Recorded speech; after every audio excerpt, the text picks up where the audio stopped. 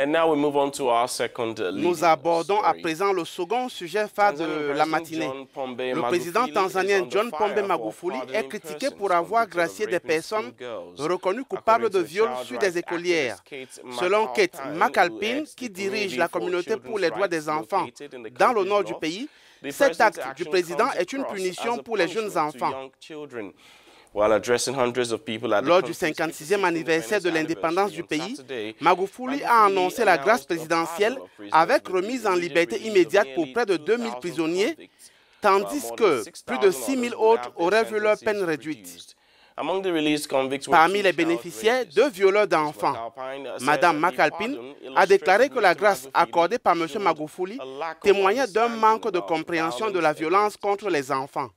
Nguza Viking, alias Babou Seya, et son fils Johnson avaient été condamnés, je le rappelle, à la perpétuité après avoir été reconnus coupables du viol de 10 écolières âgées de 6 à 8 ans. Je rappelle par ailleurs que ce n'est pas la première fois que le président tanzanien adopte une ligne de conduite jugée attentatoire aux droits humains des jeunes filles dans le pays. L'été dernier, John Magufuli avait été condamné pour des commentaires selon lesquels les filles qui donnent naissance ne devraient pas être autorisées à retourner à l'école. Une pétition en ligne avait alors été lancée et une organisation panafricaine de femmes s'était mobilisée pour demander au président de s'excuser et de retirer ses commentaires.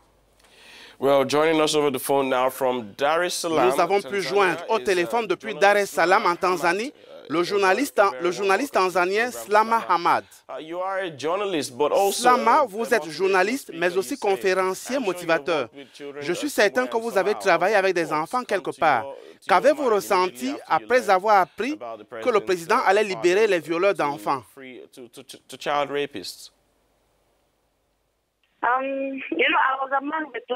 Vous savez, j'étais au stade de Dodoma ce jour-là, quand j'ai entendu le président faire cette annonce. J'ai cru que c'était une blague, et les images de ces petites filles me revenaient à l'esprit à ce moment-là. Mais par la suite, je me suis souvenu que notre Constitution conférait à notre président des pouvoirs très spéciaux et que le pardon accordé aux violeurs fait partie de ces pouvoirs spéciaux et qu'on n'y peut rien. Slama, en Tanzanie, les cas de viol sont pour la plupart résolus en famille. Et cette grâce présidentielle vient raviver la douleur des personnes touchées.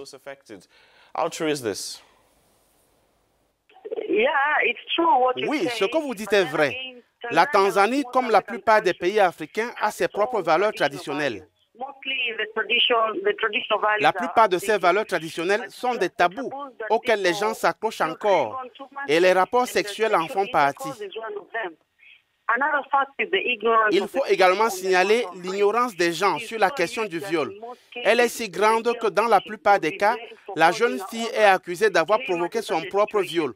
Pouvez-vous imaginer une telle situation? D'autre part, comme vous l'avez dit, j'ai travaillé avec beaucoup d'organisations non gouvernementales pour combattre cette ignorance en faisant parfois du porte-à-porte.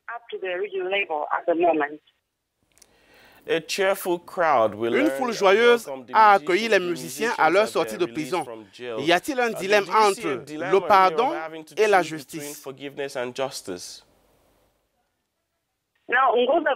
Nguza Viking, c'est le vieil homme, et Johnson Nguza, encore appelé Papi Kocha, ont été emprisonnés juste après leurs actes. En 2004, lorsque Nguza Viking et ses 3 fils ont été condamnés à la prison, c'était un choc, à cause de la nature même de l'affaire. Un célèbre musicien et ses 3 fils, tous accusés de viol d'enfants en plus. Les gens ont commencé à spéculer, même la sorcellerie a été évoquée, parce que personne n'osait soupçonner un vieil homme comme Nguza et ses fils, des fils adultes qui agissaient tous à tour de rôle. Et en plus, c'était chez eux, dans une même pièce, en plein jour. Personne ne pouvait le croire. Et une autre raison que vous pouvez comprendre, c'est que dans les cas de viol, la plupart des victimes sont entendues en privé pour leur propre protection. C'était nouveau pour la majorité des gens ici, qui ont pensé qu'il y avait une sorte d'injustice pour les accusés, parce qu'il n'y a pas eu de procédure judiciaire ouverte. Même devant la Cour d'appel est-africaine, les accusés n'ont pas eu gain de cause.